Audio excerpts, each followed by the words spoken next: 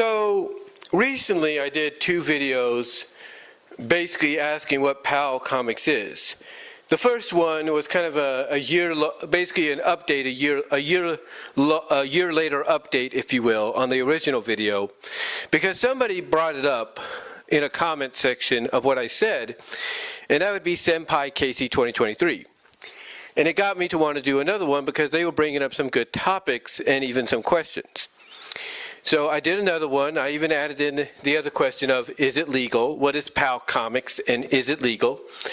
And then I did a follow-up because it wasn't just Senpai Casey that was responding to the new video. It was also Adolf Def, if you will. Adolf Def, that's basically the name is called. They also responded. And I did a follow-up. And mainly the one thing that they responded on was the fact that the one saving grace that PAL Comics or outlets like them could, have that would be in their favor, the one saving grace is a lot of what, you see on these websites, these, like even paywall websites or free websites, what you see there falls under the public domain category of Fanworks. That's basically what it is. Fanworks are not copyrighted. Fanworks are not, owned by any corporation. They are unofficial tellings or unofficial showcasings of established IPs, and because they're unofficial and everything, they fall under the category of public domain and basically as Fanworks. And because it falls under that category, whether or not, PAL Comics would try to, present it as, let's say, parodies and all that, satires, spoofs, if you will, if that doesn't save them, then basically having it under the category of Fanworks and unofficial works, thus those being under public domain, those categories being under public domain would be the saving grace. But it's not just PAL Comics either that could look at public domain and fan works and unofficial works to be the saving grace. It could be anybody out there. It could be anybody out there that does stories that might be, let's say, follow-ups to another person's interpretation of said characters or established IP characters. Point being, I did a story recently, something I was actually starting to work on a little bit about a year or two ago before I kind of stopped doing it because I was working I started back at work and didn't really have much time to do it except maybe just outside of it do videos and stuff like that, or maybe add on to it here and there. I kind of stopped doing the follow-up story. That is until I found one of the AI sites out there. Depending on how you feel about them, that's up to you. But I found what is known as Sudo Write. That's SUDOWRITE.com, Sudo Write. And it's one of the websites that basically allows you to tell all kinds of stories, from, GA, general audience, all the way to XXX NC-17. And the original story that I was doing a follow-up on, because the original story was done by somebody else, the original story I was doing a follow-up on basically fell under the category of XXX NC-17.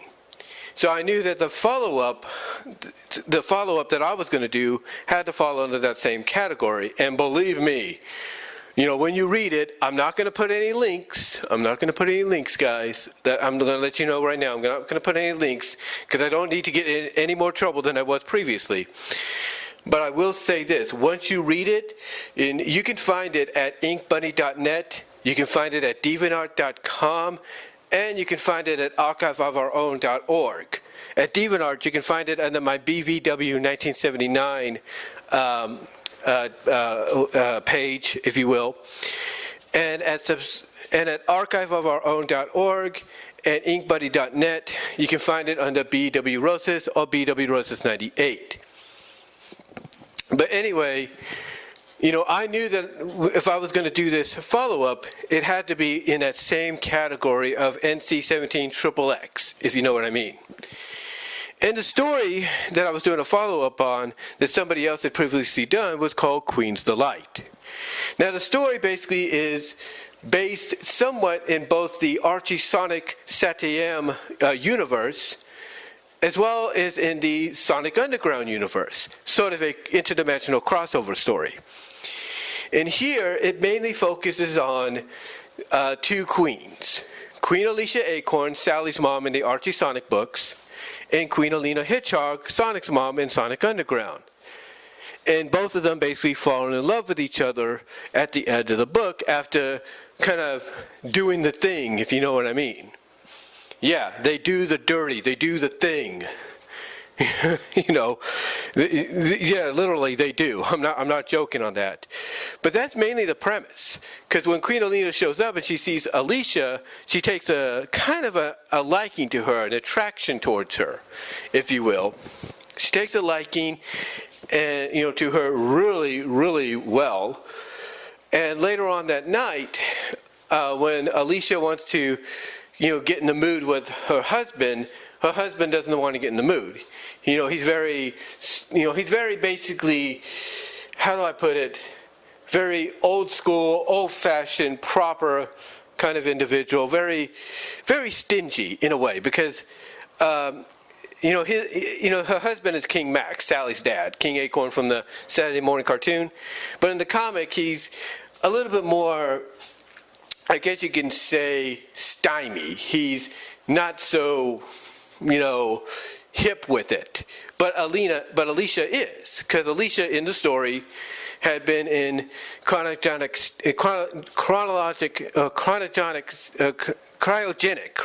that's the name I'm looking for, cryogenic state for quite some time, that she's still young. Basically, she's kept young, or kept her young, and now she wants to explore. She wants to really get into things, really be part of the cool generation. And being part of the cool generation means, hey, if she's in the mood, she wants to do the deed, with the person she's married to. But that's not happening here.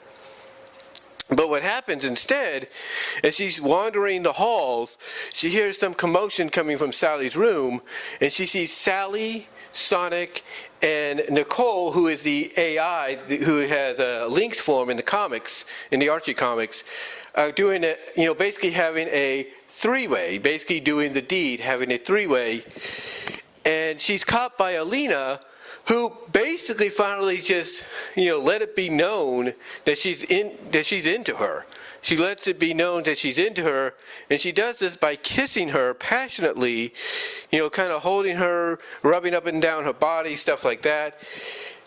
And this is enough for Alicia to not only really, get back into the mood again, but it's enough to ignite that fire within her. And let's just say what they do later on, well, again, you have to go to fanfiction.net to see what I'm talking about. Anyway, the reason I bring this up is because the follow-up story that I did was called Queen's Delight 2. Queen's Delight 2. And it basically it doesn't somewhat continue, but it's basically a follow-up to the original story that takes place months later. And let's just say Alina and Alicia get a lot more extreme, a lot more hardcore, a lot more, fetishy, if you will, than I think anybody would predict them to. In fact, they get so into what into this kind of stuff, BDMSing and all that there's things incorporated in there that honestly you would think there's no way the original author would have gone down this route. And you're right, they wouldn't have. They wouldn't have gone down this route, but I did. There are some things in there, like there's a moment I put in there where Alina gets, I guess you can say, UB'd, if you will, UB'd, into the womb, basically unbirthed, if you will, into the womb of Alicia. Alina gets put into the womb of Alicia. And if you guys want to know what that is, go online, have a ball in finding out what the unbirth means. But anyway, long story short, there's one scene I put in there where Alina, goes through with that, and while she's floating in the womb of Alicia, you would think, okay, just leave it at that. In case some of you know what that means, the UB and the stories and webcomics associated with it, you think, oh, well, that's about it. She's just going to lay in there for a bit and then she'll come out, right? Well, technically she does come out, but there are some stories that I've heard of, and I'll admit to this, I've even kind of read to where when this moment happens, something more happens to the person that ends up in the womb. Yeah, something more happens. What happens is an umbilical cord, if you will, attaches itself to the individual. I'm not joking. And that's kind of what I had happen here. Basically, I had an umbilical cord attach itself to Alina, thus connecting her and Alicia more intimately than ever before. And again, I've seen stories that have done this. But anyway, like I said, there's things like that I put in there and some other stuff as well. But why do I bring this up? And how does it tie into what I said the other day, in both videos on PAL Comics? Well, in the follow-up, I brought this up briefly. And I brought it up because, like I said, it falls under that category of Fanworks, thus Fanworks being part of the public domain, and everything, and that being the saving grace of, a PAL Comics if somebody was to take them or anybody like them to court. And to me, that's the saving grace for people like myself. You see, there's a lot of people, a lot of writers, if you will, a lot of writers of original fanfics or fanfics based on established IPs, that if they haven't done the fanfic in a while, the original story or the original fanfic story featuring the OCs, if they haven't done it in a while, it usually means they're not doing it anymore. They've had a change in heart, basically maybe reborn, as a Christian and all that, like I was, and everything. Or maybe they're now off doing other stuff, college, married, and whatever. And they've just lost interest, period. They just lost interest. There are going to be times where people will want to see more of that, and if the original author isn't going to continue it, and it seemingly feels like, if not definitely looks like, they are done, then somebody else will pick up the slack. They will pick up the slack. And they know that they wouldn't get in trouble for it, because even if the person comes back and notices it, and maybe is thankful that they did it, can continue the story because they were busy, or maybe they feel a little like, I wonder why they did this, let me talk to them kind of deal. The people that would continue the story from the original author wouldn't get that much wouldn't get in trouble at all, I should say. They wouldn't get in trouble at all, because what they'd be doing would be falling under public domain and the Fanworks category, an official category of public domain. That's what it'd be falling under, and because it'd be falling under that, there'd be nothing really that the original author can do.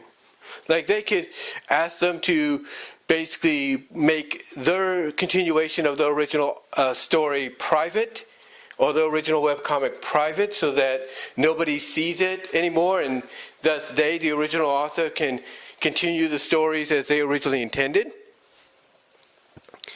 Or again, the author could be grateful. They could be grateful and say, hey, thank you for picking up the slack. I know a lot of stuff has gotten in the way, but I thank you for helping me out, and now if it's okay with you, I'll continue, and maybe I'll incorporate some of your ideas.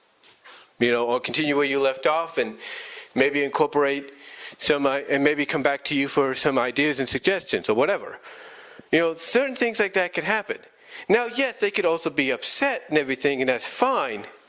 That's fine, it's understandable, but again, they know that there's nothing they can really do because they don't own the character, which is a fact. They don't own the characters.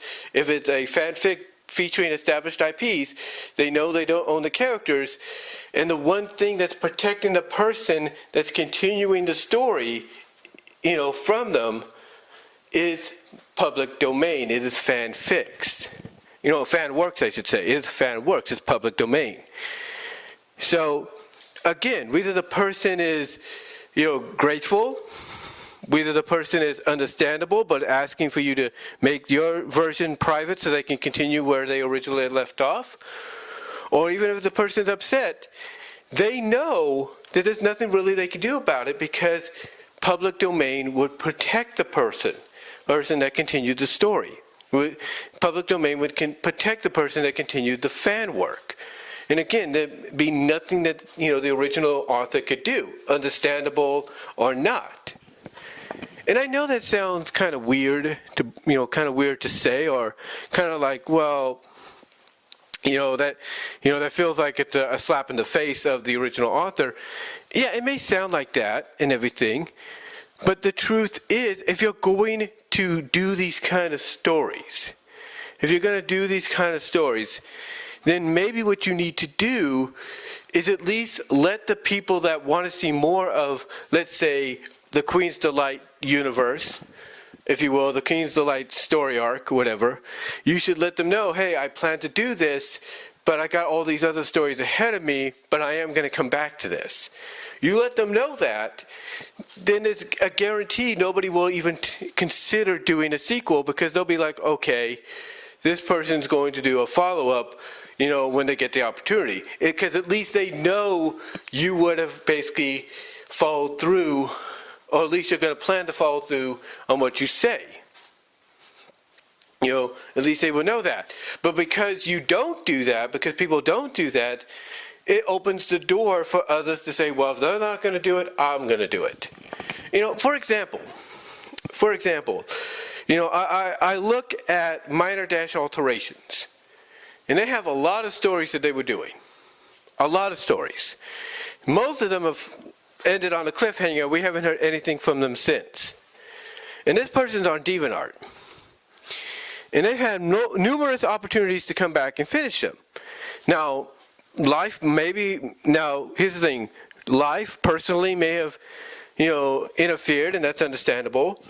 Again, like I said earlier, they may have been born again, religiously as Christians or Catholics or whatever, and they're being taught not to do that kind of stuff,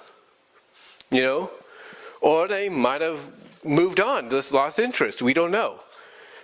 But, someone like Minor Alterations has numerous stories, and I was actually wanting to continue one of those stories as well, called The Model and the Symbiont. And the way they ended the original, the last chapter they worked on for it, it wasn't my cup of tea, so I wanted to say, so basically my idea was, okay, it's not my cup of tea, but I'll do something different. I'll do an alternative. I'll do a different take on it. And my take would have had basically the main character who is now bonded with the symbiont and basically become a goo girl, slime girl, latex, if you will.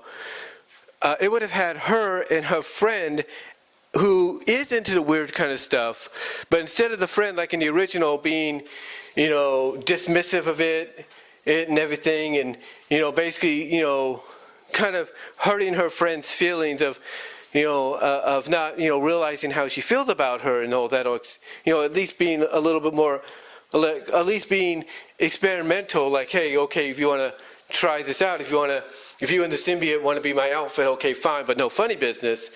The ending basically left a bad taste in my mouth, a bittersweet taste. So what I've decided to do is go in the direction to where the friend would accept her friend, now bonded with the symbiont, wanting to do all this kind of stuff, if not get really intimate, because I feel that's more of a direction a story like that should go. And here's the thing.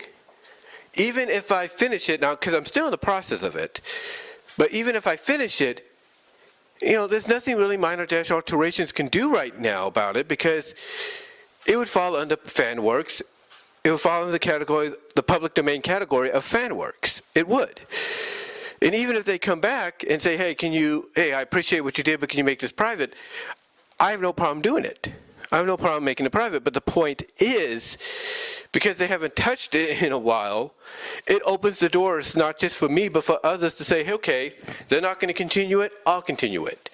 Because it falls under the public domain category of Fanworks.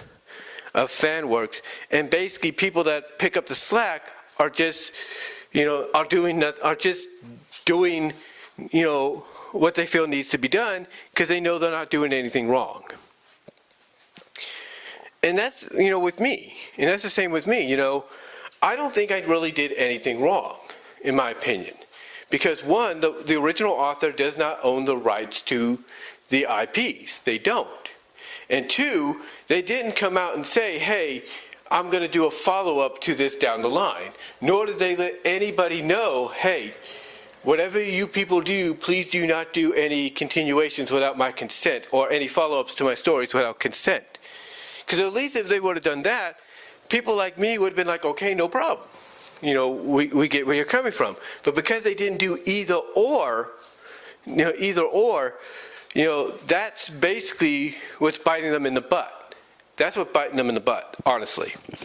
Because again, the big difference between them and KW, who I talked about before, and I do apologize for what I put them through, KW at least is trying to make a financial living off of what they're doing. They are. They are trying to make a financial living off what they're doing. And that's a fact. They're trying to make a financial living. So I can understand, okay, don't do this or don't do that with this stuff because they're trying to make a financial living. I get it. I really do. However, the difference between KW and this person, this author of the original Queen's Delight story, is they posted it on fanfiction.net. And they posted it under a certain category, an M-rated category, and that basically, long story short, they've made it accessible to the public, and they're not making money off it. If they were making money off this kind of stuff, fanfics and all that, that's fine. Okay, understandable, but they're not. That's the opening the door for people like me to come in and say, hey, I'll do a follow-up on this story, or I'll do a follow-up on that story. Or they're even opening the door for people like me to copy and paste their stories off fanfic, if that's possible, and believe me, it is. You just got to figure it out. But they're opening the door for people like me to take the stories off fanfic, if you will, copy and paste them onto, let's say, Microsoft Word or WordPad, and maybe even add certain moments in there and make what we would consider an extended version. So, again, the big difference between the two is, again, one is doing it, one has it free public, one is doing it for free on a public platform, and the other's trying to make a living. And that's the fact. That is the fact. And everybody listening to this and watching this knows that. They know that. They know that is an absolute fact. And again, what's the saving grace is for people like me in groups like PAL Comics and their categories is public domain, in the public domain category of Fanworks. That's the saving grace. That's the saving grace. So again, my advice is put a little note, put a little anecdote, if you will, at the beginning of your stories or at the end of your stories or on your profile page, and tell them, hey, tell them that whatever you do, please don't do a follow-up on the story because I plan to follow it up myself. It's just going to take time. That's all you have to do. It's like the cyborg fox, or otherwise known as that one Tails rider. He will come out and tell people that there's so many stories that he's working on, series-wise and individually, that it's going to take him time. At least he lets them know, hey, don't push me, don't rush me. I'm doing the best I can here. I'm taking my time with it. So, again, overall, the saving grace would be let people know. Let them know, hey, I'm planning to do follow-ups on this, but give me time. That's about it. Because if you do that, at least it prevents people from trying to do follow-ups, because they know, hey, this person's going to do it anyway, let's see what they got in store. But because certain things like that don't happen, that's on them. That's on them. And again, the big difference between people that put these kind of stories on fanfiction.net or archiveofourown.org or wherever, the big difference between them and someone like KW that does fan animations, for financial living and everything, is basically someone like KW or others can, basically get upset about it and ask for you to take it down because, they want people to pay for it. And okay, fine, we get that because they're making a living. And that's more understandable. You don't want to take away the profits, if you know what I mean. However, the difference between them is, again, you go to fanfiction.net or the other public areas and you just post it, there's nothing you can really do. Financially, there's something you can do. In other words, ask them to take it down and everything, and there you go. Well, on the other hand, I know it sounds confusing, it doesn't make sense maybe to some, but on the other hand, you're basically saying, hey, everybody can watch this, or everybody can read this and enjoy and whatever, because I'm making it for free for them. And that's it. And then all you're doing, unless you put a note at the beginning and end, all you're doing is opening the door. That's what you're doing. You're opening the door for people to make follow-ups. You're opening the door for them to copy and paste your stories and make extensions. That's what you're doing. And again, I know it may not make sense, and I know it may sound like I'm just rambling BS around here, but there is truth to it. And that truth all centers around public domain and the public domain category of Fanworks. And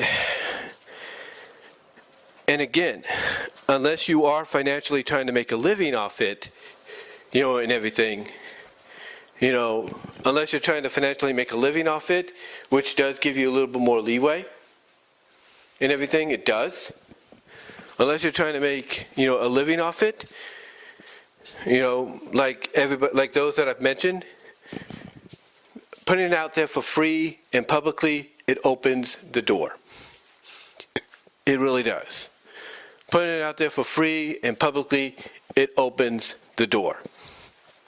And I'm not trying to say all this because I'm trying to justify my right to have done a follow-up. I'm just saying it because it's not just me.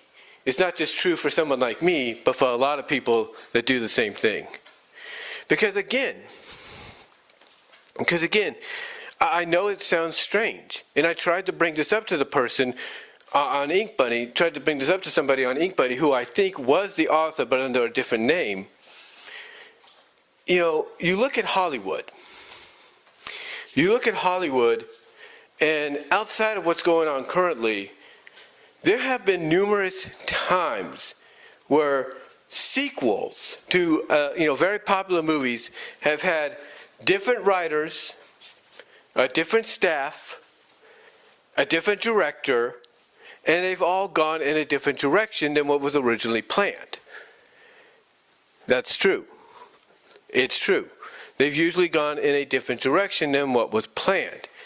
And it only takes for the original person to come back to fix that, maybe with, a new movie that kind of acts like the real, I guess you could say sequel to the movie, or basically ignores the events of one of the sequel that the new team tried to do.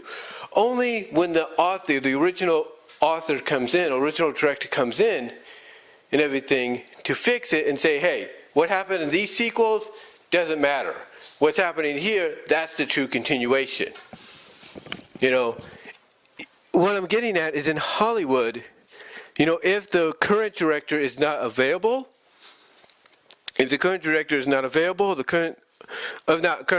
original writer, the current director, producer, and all of them is not available, and a studio wants to get the sequel out, they're going to put a new team together, period.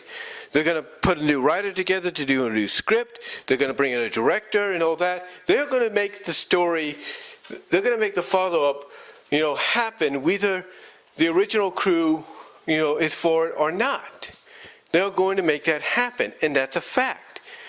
And the way that relates, as I've mentioned, or tried to mention this one person, the way that relates basically to what's going on here is, you know, basically you're going to have people coming in and doing follow-ups. You are.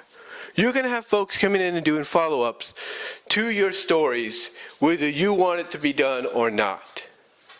And that's a fact. Again, I know it may not make sense or anything, but it's a fact. It is a fact of reality. It's no joke. I mean, why do you think sometimes when we see some of these reboots of movies and shows that try to try to bring the original concept into a modern era, why do you think it doesn't feel like the originals? Or it doesn't have the spirit of the originals sometimes? Because it's an entirely new staff taking the story and the characters in a different direction. Why do you think people were mixed about the soft reboot of Archie Sonic?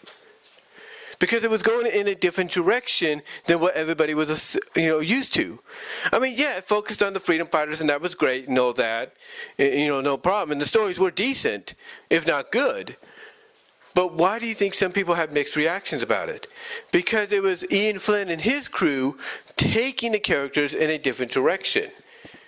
You know, that's what it was. Even when he came on board way before he did what he did, 70 issues before he did what he did, in issue 230, you know, or even before that, when was the reboot? 250? So about 90 issues. You know, even when he came in, 87 issues in. Yeah, 87 issues in. You know, people felt a difference in tone. They felt a difference in tone in a different directive than what we were used to seeing. Because he was taking the characters and the stories in another direction, in a direction that Penders, Bolas, and others didn't think of taking them. And it did feel a little different. It felt like a big adjustment, if you will, than what we were used to. Because it felt like it felt like there was no connection to what we had already seen. You know what I'm saying? You know what I'm saying? So again, what I was trying to point out to that person who apparently was that author of the original Queen's Delight story is that this kind of stuff happens. It does. And you can get upset about it or you can be understanding about it, but it happens. It happens. This kind of stuff is going to happen, especially if somebody is a fan of your material. They are. I mean, I look at Desi Arts and everything, Michelle, and what she does with, let's say, the annual Melting May story series, the story arc, and you can't tell me there isn't one person that's a fan of that doesn't consider, hey, I'm going to do my own continuation of her Melting Mei series. I'm going to do my own continuation, but that person probably doesn't make it public because either they're making it for themselves or they're putting it under certain diagrams of certain other websites, that maybe Michelle doesn't know of. You know what I'm saying? People will do that, even if they do it secretly and post it in areas that, Desi Arts, Michelle, is not aware of. You get what I'm saying? This kind of stuff happens, not just in Hollywood, which it mostly does happen in, believe it or not, for movies and televisions, or movie and television series, but it happens in fanfic world as well. It does. And we just have to accept that. We just have to accept that. Again, we could be upset about it. and everything. We can be upset. But the point is, unless you are making a financial living off it, like those that do the adult animations and everything, for a price, unless you're making a living, you're pretty much opening the door and saying, hey, do what you want with it. And that's it. That's it. I know it doesn't make sense to some of what I'm saying, and it sounds like I'm just rambling, BS, but I'm not.